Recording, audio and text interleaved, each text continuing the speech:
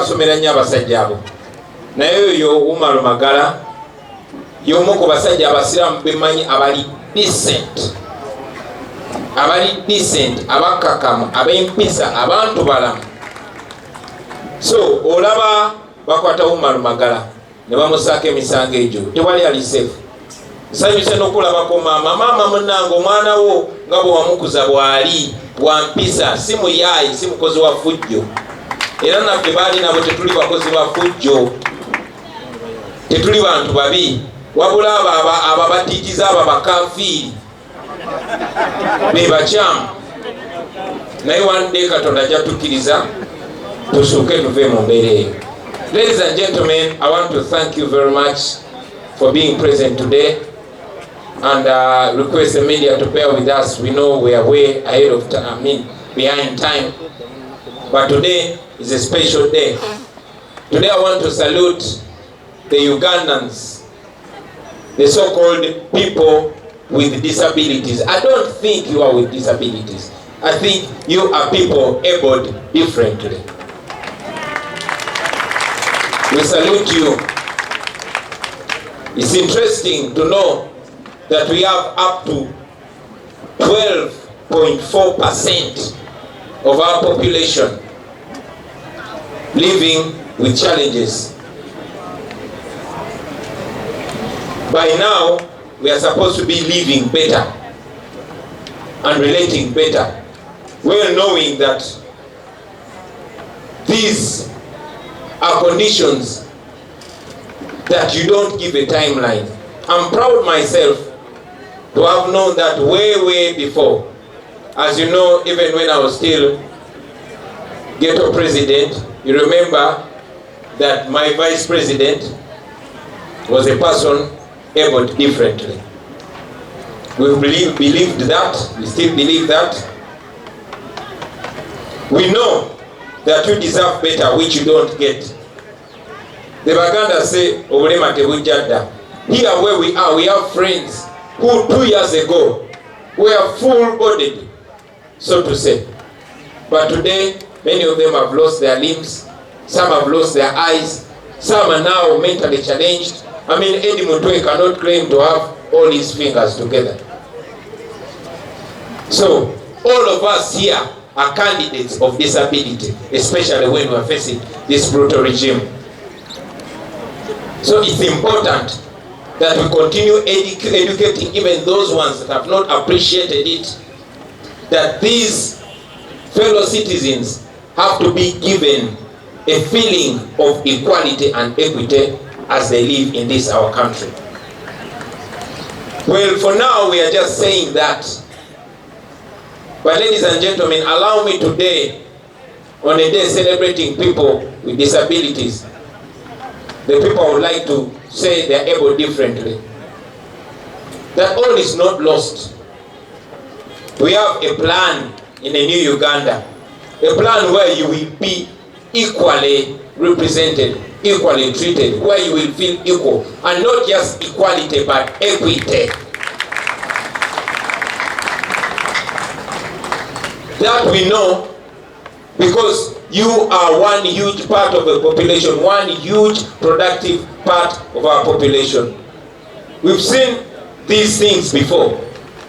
I mean, in the past, those that went, my brother Nubian Lee here went to Shimoni demonstration school. But they had a section of children abled differently. He had a classmate who was blind.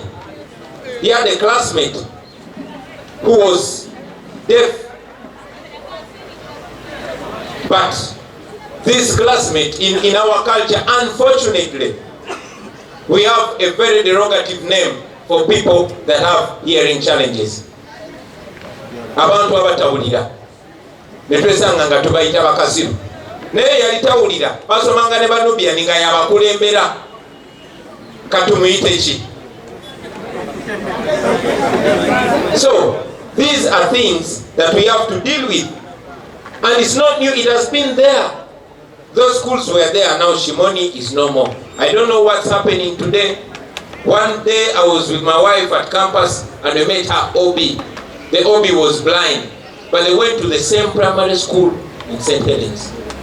Now we don't have that anymore because we have a government that is not sensitive to certain parts of the population. Ladies and gentlemen, that ends with these old people, and the new Uganda begins with us, you and me.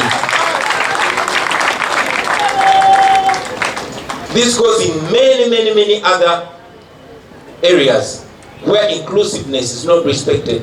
I want to remind you that among our values, inclusiveness is top on the agenda. So that we intend to, as a policy, as an NUP policy, as a government policy, because we will be the government, we'll make sure we enforce it. We'll have it in schools, we'll have it in hospitals.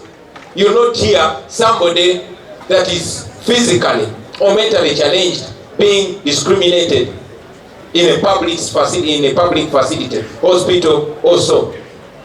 It is not a mistake that you find ramps here or in Kamocha or everywhere. We are not even doing enough. Under our leadership, no building should get a license when it has not considered ramps or making life comfortable for people that are physically challenged. And this is not, we are not inventing it. This is what happens in well-governed countries, in developed countries. You can even be sued. How can a plan be confirmed by KCCA or any other relevant authority that does not cater for people living with disabilities? How can a building get a plan? How can a club or a bar or a business get a license? As a matter of fact, well-developed countries that respect their citizens in equal measure, have policies where even while giving jobs, you have to employ these people to make sure you are deliberate about including them in society. That must be done. That is the only way we are going to cater for these, our brothers, our sisters, because every family has somebody. Could be your child, could be your parent, could be your brother. And if you don't have that person, you will soon get that person. Because this is humanity, this is who we are. So it's important that we think ahead of the times. Ladies and gentlemen, I could go on and on and on and on about these challenges. But even informally, I was talking to my brother there, Master Molo. But Master Molo gets challenges even to perform on stage because we have that mentality. We need to be deliberate on creating awareness. While campaigning in Chadondo East, you'd reach some houses and the children with autism or with mental challenges hidden behind the Gorumba Wasibana Kumugua. That is wrong, but that has to be addressed by changing the thinking pattern of the population.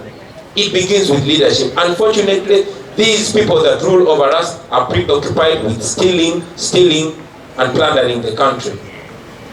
That we promise to handle it in the affirmative.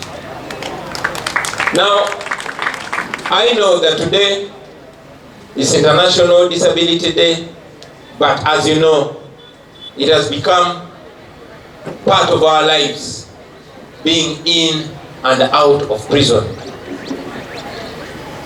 As we speak, somebody is being abducted somewhere. Maybe we'll learn later. But thank God that as we speak, some other people are getting out of prison because they are innocent. I'll talk about these our brothers that are illegally tried in military courts. That is wrong, very wrong. Gladly, now the world is picking up to it. Today as we speak, Dr. Besige is being arraigned illegally in a military court because it's no longer a soldier. I'm very glad that people, lawyers from all over the region have shown up.